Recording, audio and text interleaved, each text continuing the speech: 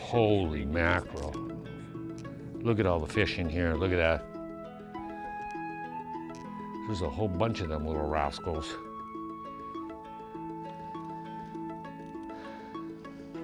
Wow, holy mackerel. Nick. Yeah. Oh, Brandon, don't tell me about the floor. What?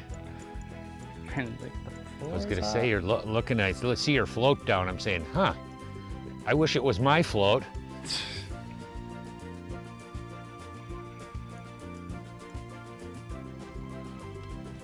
a nice heavy-bodied fish. Lay him up here. Wow. Yeah. Another cookie cutter. Solid fish. It's got a really good attitude.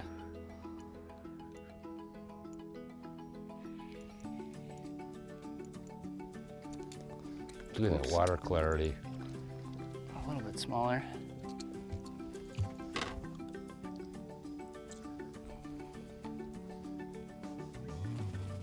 What do you got going on up there, Dad? Nothing right now, unfortunately. The rig is relatively simplistic. When you look at this, it's actually just a jig or a light hook, 4 feet of 3 feet of fluorocarbon. Then you'll notice I have a barrel swivel here, and then I actually have 2 split shot, the float, a bead, and then you actually up on my line 25 feet into my reel right now is my bobber stop.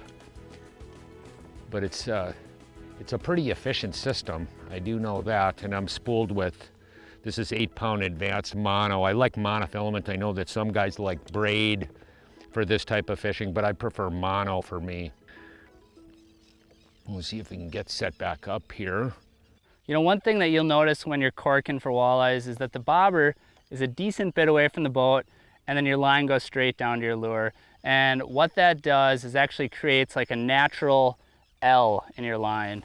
So when you see your bobber go down, you can't just drill the fish because there's gonna be a lot of slack in your line. So one thing that I like to do, one thing that I would advise would be to reel down, reel until you can feel the weight of the fish, and then just do a sweeping hook set. We're using relatively small hooks, and you don't need to drill them. It's not like you're jigging per se. So with that in mind, I like to use a rod that's a little bit longer, at least 7 foot personally, I think. Right now I'm using a 7 foot medium power fast action St. Croix Triumph rod. And for me, this is awesome. I could even go a little bit longer. I like to have length when I'm doing a big sweeping hook set like that. When you're talking reels, we usually use a size 2500 or 2000. This is a LT Revros. This is actually a really moderately priced reel, but what it does have, it has a really tremendous drag. I really like these reels for this light line type fishing situations, but you can see it's got a really finite drag that you can really fine tune it, which is particularly important when you're fishing with light line. A lot of times we're fishing with 4, 6, 8-pound test, 4 and 6 a lot, and that drag and the ability to adjust the drag to a pretty fine tolerance is really key. And you can hear that. I like to hear that. So when you're fighting the fish, you can tell how the drag is set and you can hear it. That's one thing that's really sort of nice. On the drag end of things too, one thing that's really nice is the fact that right now we are using small little hooks, and what that actually means is that these fish can run around, jump and kick, and there's a very, very low chance that they're actually gonna throw this hook. So as long as your drag is set right, in theory, you should put the fish in the boat.